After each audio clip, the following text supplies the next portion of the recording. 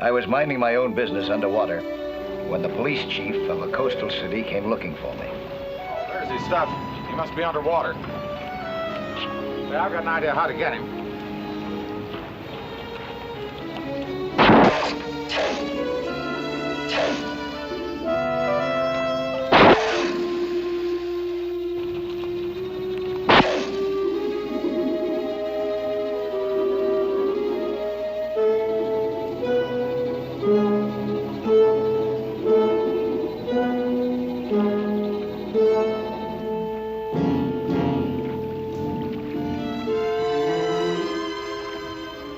Hey, Chief, what's the idea? I thought you were a friend of mine. I'm sorry, Mike. It's the only way I can think of to get you out of there in a hurry. Well, I'm sure glad you got a good shot.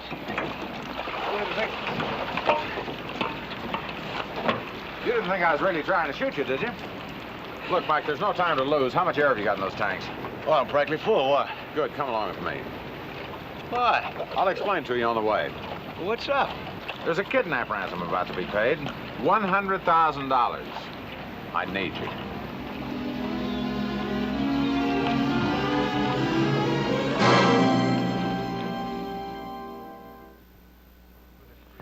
I was being rushed through the streets in an unmarked car by Police Chief Al Clark.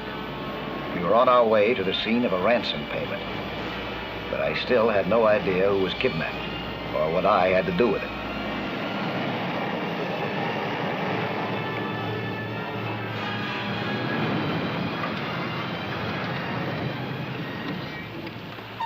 We'll wait here until we hear from headquarters. Now, I'm going to have to give you this quick, Mike. In a few minutes, we're going to move in on a car driven by Howard Stoneham, president of Stoneham Electronics Corporation. You know him? Yeah.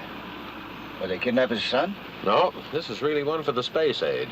This $100,000 is not being paid to ransom a human being. It's to get back 6 memory tapes.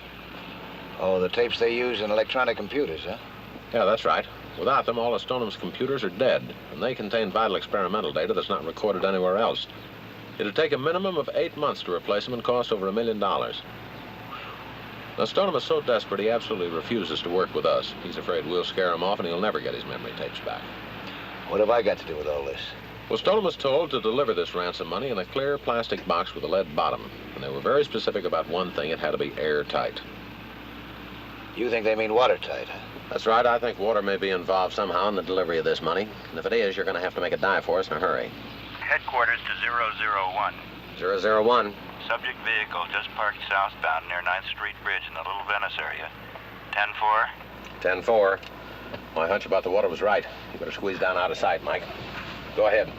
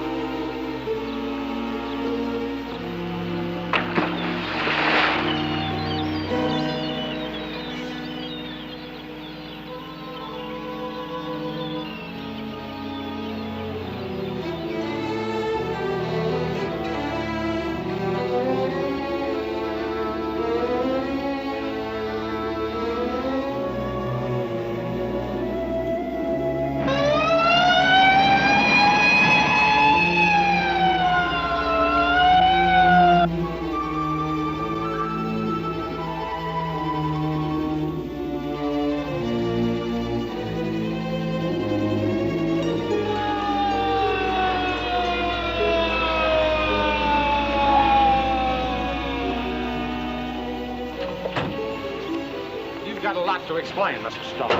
In there. I threw the ransom in there. That's what came up. It's down there, Mike. Can you get it? I'll try.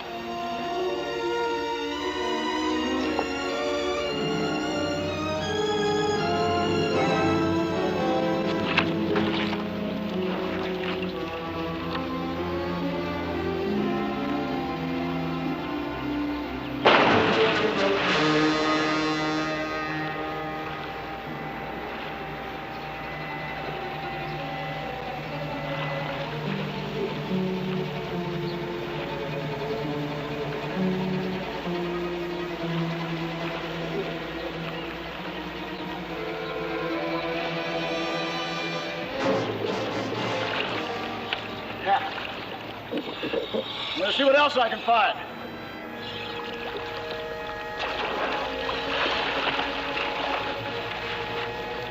Whoever had that money box had a start of several minutes. If I moved quickly, I might overtake him. Or them. I went all out. The canal was part of Little Venice, a complicated network of lagoons and canals. Suddenly, I saw a wall of concrete just ahead. I was in a junction of some kind. I didn't realize just how complicated it was. I rose to the surface for a better look.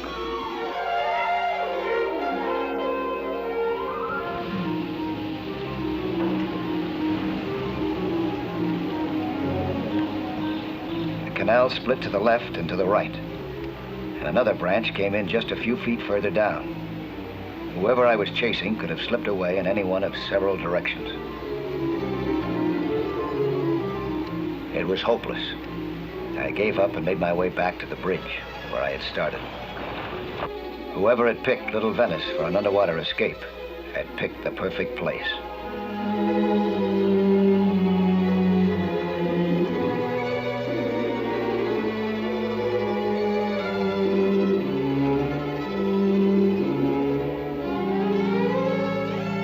When I first dove in, there had been no time to examine the area around the bridge. So now I searched carefully for anything revealing.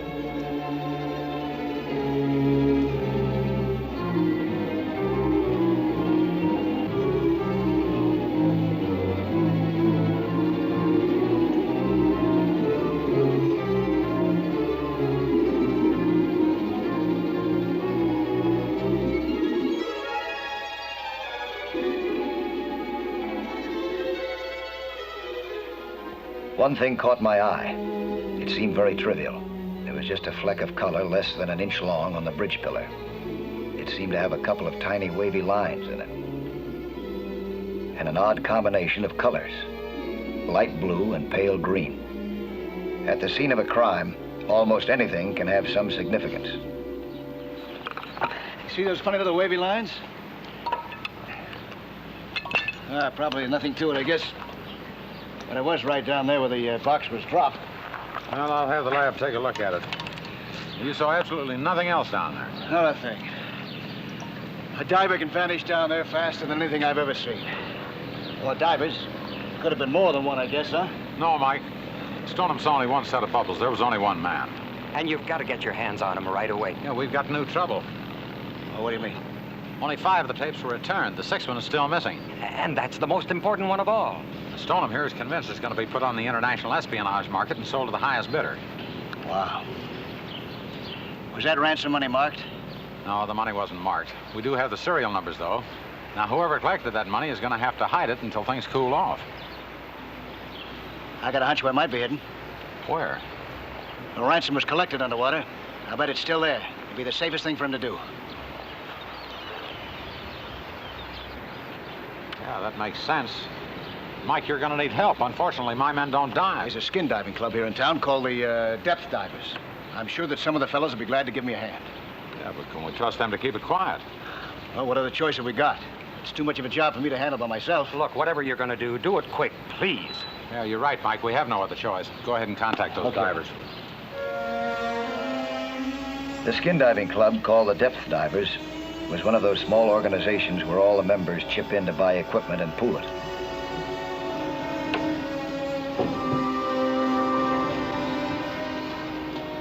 I found the clubhouse without any difficulty. I looked idly at the club poster on the door. Suddenly, something registered, like an electric shock. The insignia was an odd combination of colors. Around it was a border, 2 wavy lines interwoven. The fragment that I had found at the bridge must have come from an air tank belonging to the club. Can I help you? No, thanks. I'm sorry to bother you. I was looking for Owen's boat yard. Well, that's all right.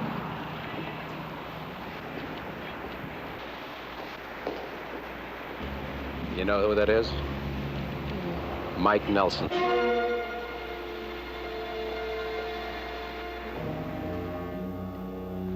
I realize now that I'd have to do my underwater searching alone. It'd be foolish to tip off the depth divers after what I had discovered. I was using a sensitive metal detector. The search was long and tiring. It began at the bridge and took me in an ever-widening spiral. The canals were so complicated that I had to follow my maps carefully.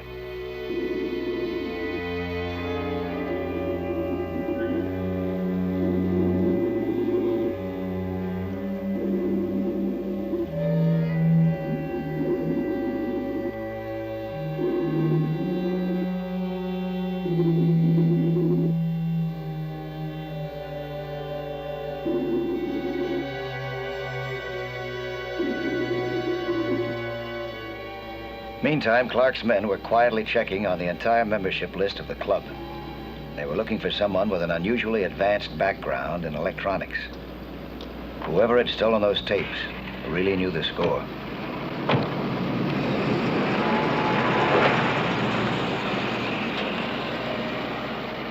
At last, I got a very powerful signal. It seemed to be coming from the surface as well.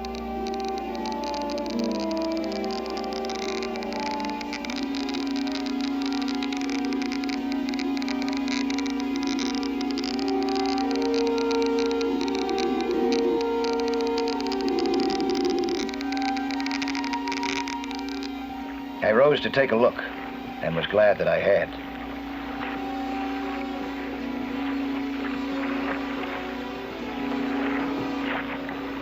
This was where a huge power plant sucked in large quantities of water. The signal on my detector had come from this installation.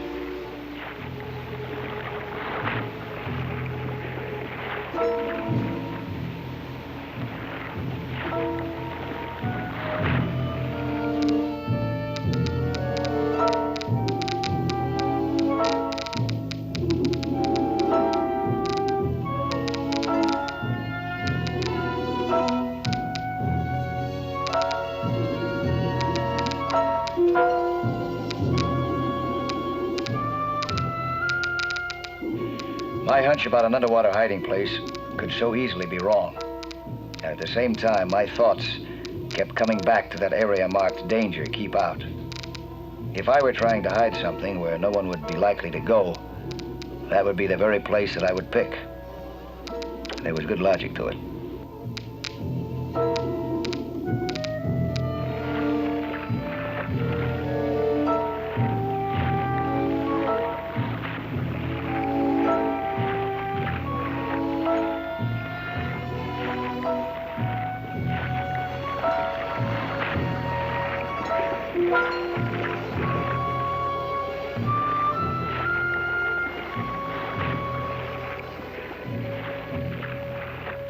Suddenly, I knew I had to have a look. Danger or no danger.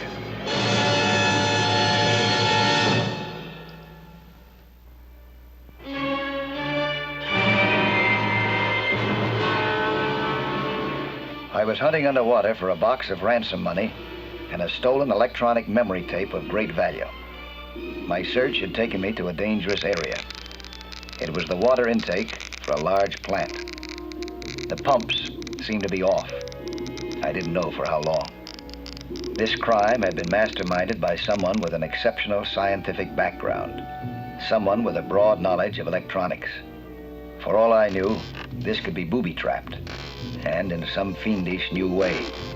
I couldn't know what to expect. Nothing seemed to happen.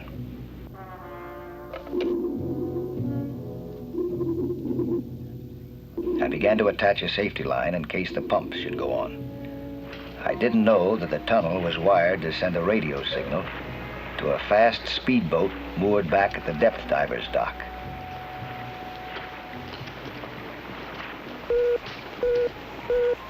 Don, quick! Throw off that line. Could have been a fish. Not the way I got that wire rigged. It's Nelson.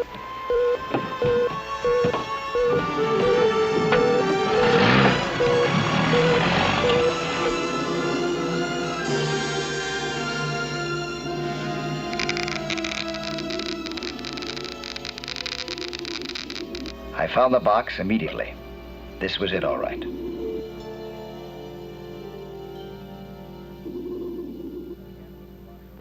I began to look the box over very carefully.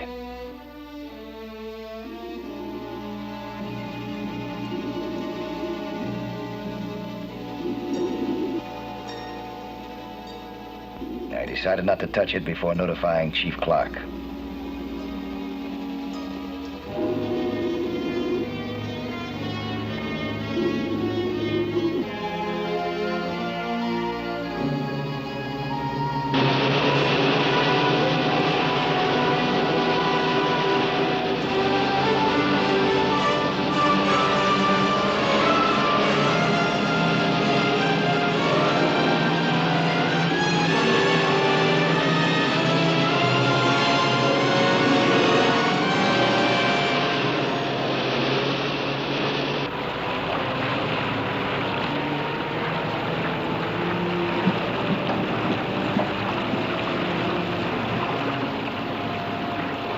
Gilliam's boat.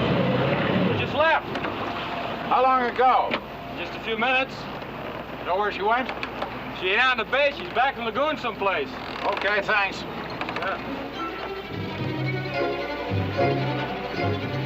Al had just missed making the arrest, which could have saved me from what lay ahead.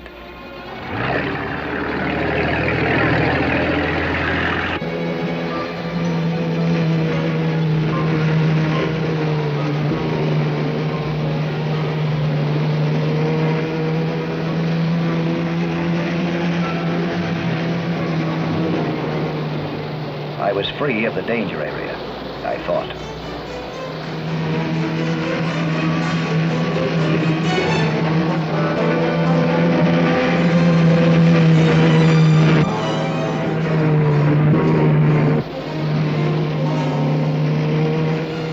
This was no accident.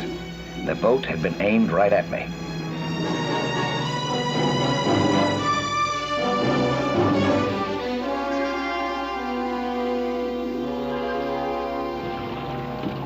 Come back here and give me a hand.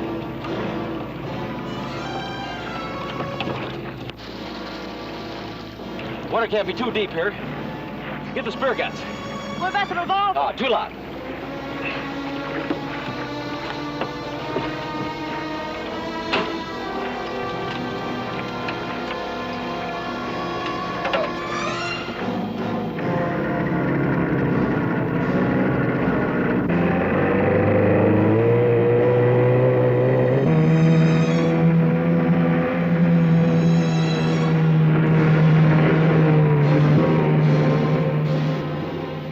I seemed to be getting away from the boat. And then, the next moment, it was bearing down on me as if it had eyes.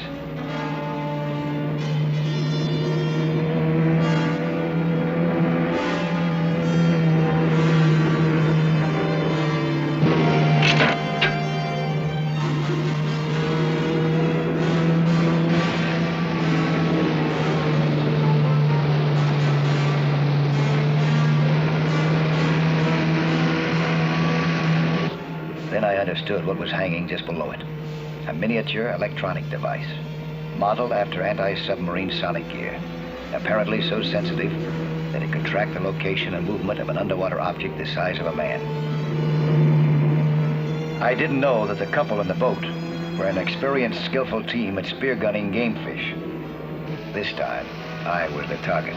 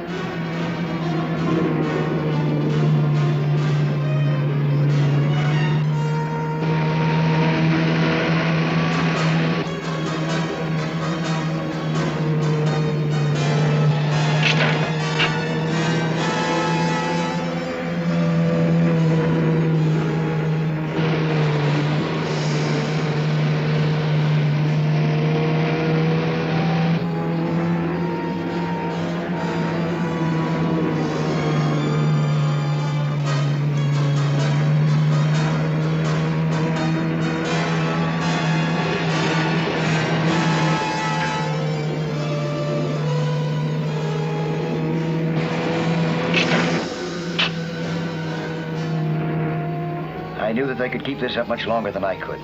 I had to cripple that boat somehow, to have any chance at all. Either knock out that electronic eye, or disable the propeller. The propeller was more dangerous, but that would stop the boat dead. That was my choice. My air tanks might do it for me, but without air, I would have to surface. After that, I'd make a run for it.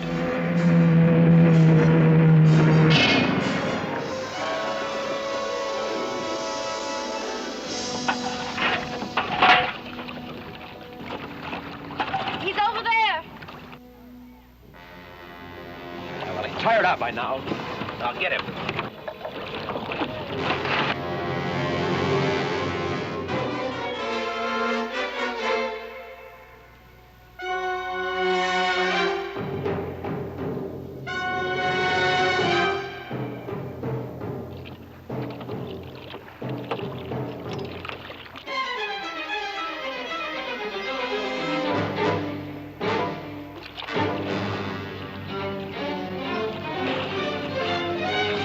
Cassie, get the pistol!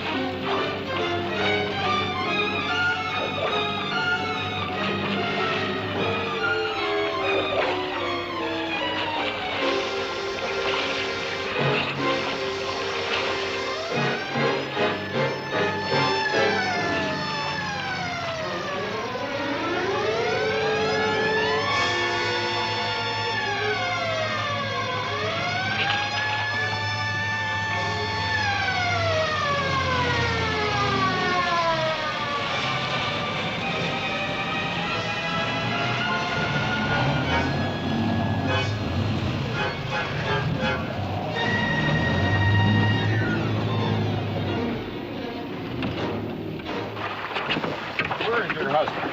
I don't know. I've been here alone all day.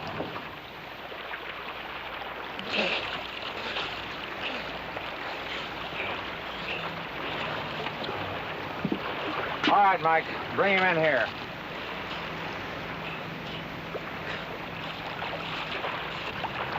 Take him on aboard.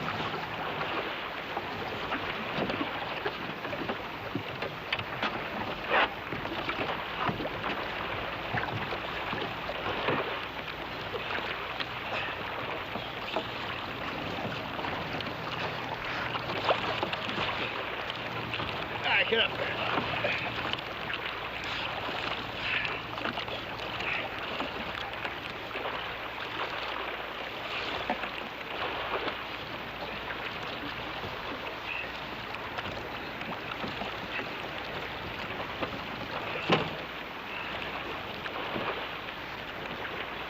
Boy, am I glad to see you, Chief. Those are the two who should be saying thanks, Mike. This way they may get off for 20 years. 1 minute later, the charge might have been murder. All right, let's tie that boat on behind, tow it in, and get back to land.